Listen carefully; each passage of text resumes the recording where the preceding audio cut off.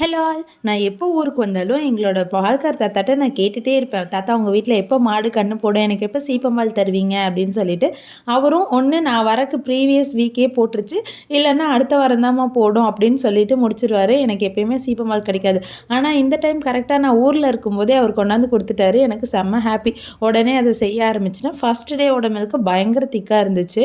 இதுக்கு நான் ஒரு 10லேருந்து 15 ஸ்பூன் வந்துட்டு சர்க்கரை, அது கூட ஒரு 7-8 குருமிளகு, சுக்கும் இந்த டைம் போட்டிருந்தேன். ஒரு இன்ச்சுக்கு சுக்கு, 7-8 ஏலக்காய் இது எல்லாமே போட்டு நல்லா மிக்சியில் ஃபஸ்ட்டு கிரைண்ட் பண்ணி இந்த வாங்கி வச்ச சீப்பம்பாலில் நல்லா டிசால்வ் ஆகிற வரைக்கும் நல்லா மிக்ஸ் பண்ணி விட்டுட்டு, அதுக்கப்புறமா ஒரு ஸ்ட்ரெயினர் வச்சு இந்த குப்பை அந்த கசடு எல்லாத்தையுமே நான் வந்துட்டு எடுத்துட்டேன். இல்லைன்னா சாப்பிடும்போது இந்த ஏலக்காய் தோலெல்லாம் ரொம்ப டிஸ்டர்பன்ஸாக வாயில் வந்துகிட்டே இருக்கும். ஏலக்காய் டேஸ்ட் நல்லாயிருக்கும், ஆனால் அந்த குப்பை வர்றது தான் எனக்கு ரொம்ப இரிட்டேட்டிங்காக இருக்கும். அதனால் அது எல்லாமே ஸ்ட்ரெயின் பண்ணி எடுத்துட்டு இட்லி சட்டியில் தண்ணி ஊற்றிட்டு அது மேலே ஒரு சின்ன ஸ்டாண்டு வச்சு அது மேலே இந்த பாத்திரத்தை வச்சு கிட்டத்தட்ட 35 to 40 மினிட்ஸ் வரைக்கும் இது வெந்துச்சு. ஏன்னா இந்த டைம் கொஞ்சம் குவான்டிட்டி ஜாஸ்தி தான், 1.5 லிட்டர் போல் கொடுத்துருந்தாரு.